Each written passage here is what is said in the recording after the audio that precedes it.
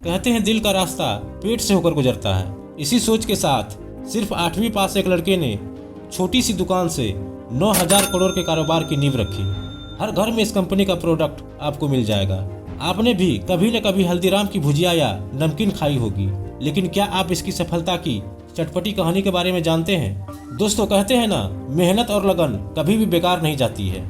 अगर दिल से मेहनत करो तो एक न एक दिन सफलता मिलती ही है। ऐसी ही कुछ बीकानेर के रहने वाले गंगा बिशन जी अग्रवाल के साथ भी हुआ। साल 1937 में गंगा बिशन अग्रवाल ने हल्दीराम की नींव रखी।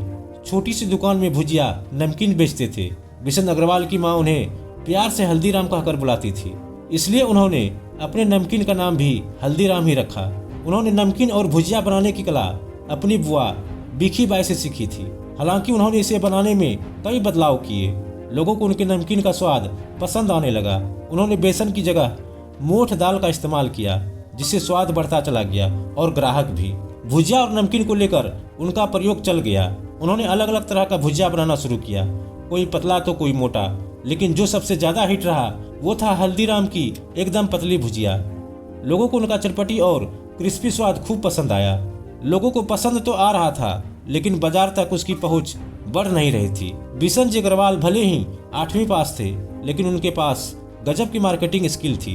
बिजनेस को आगे ले जाने के लिए उन्होंने बीकानेर के महाराज डूंगर सिंह के नाम पर भुजिया का नाम डूंगर सेब रख दिया। उस वक्त हल्दीराम के नमकीन डूंगर सेब बिकना शुरू हो गया।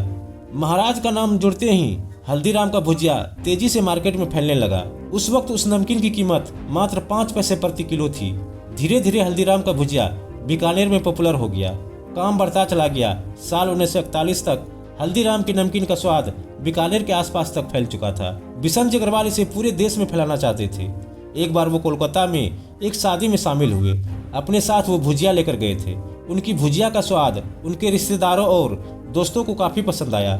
इसके बाद उन्होंने कोलकाता में दुकान खोलने का फैसला किया। हल्दीराम का एक ब्रांच कोलकाता में खुल गया। कोलकाता के बाद नागपुर और फिर दिल्ली तक हल्दीराम पहुंच गया। साल 1970 में नागपुर और साल 1982 में राजधानी दिल्ली में हल्दीराम के स्टोर खुले। कारोबार के साथ साथ विवाद भी बढ़ता रहा। हल्दीराम के बड़े बेटे सत्यनारायण ने पिता और भाई से अलग होकर कारोबार करने का फैसला किया, जिसके बाद से कारोबार में कई विवाद हुए। बेटे सत्यनारायण ने अलग होने के बाद हल्दीराम एंड सन्स नाम से अलग दुकान की शुरुआत की, जिसके बाद हल्दीराम के पोतों ने नागपुर में बिजनेस का दायरा बढ़ाया।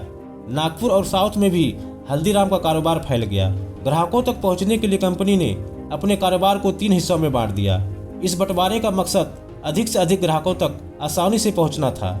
दक्षिण और पूर्वी भारत के कारोबार को कोलकाता से हैंडल किया गया, जिसका नाम हल्दीराम भुजिया वाला रखा गया। पश्चिम भारत के कारोबार का कंट्रोल नागपुर के हल्दीराम फूड्स इंटरनेशनल से होता है और उत्तरी भारत के कारोबार का कंट्रोल दिल्ली के Haldiram snacks and ethnic foods से होता है।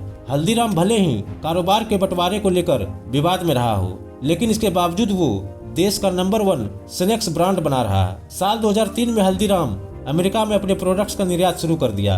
आज देश के साथ साथ करीब 80 देशों में हल्दीराम्स के प्रोडक्ट का निर्यात किया जाता है। तो इस तरह से हल्दीराम ने एक छोटी सी दुकान से इतना बड़ा साम्राज्य बनाया। आई होप कि आपको ये वीडियो पसंद आया होगा। वीडियो पसंद आया तो वीडियो को ज्यादा से ज्यादा शेयर कीजिए, वीडियो को लाइक कीजिए, साथ ही हमारे चैनल को सब्सक्राइब जरूर कीजिए। फिर मिलते हैं एक नए वीडियो के साथ।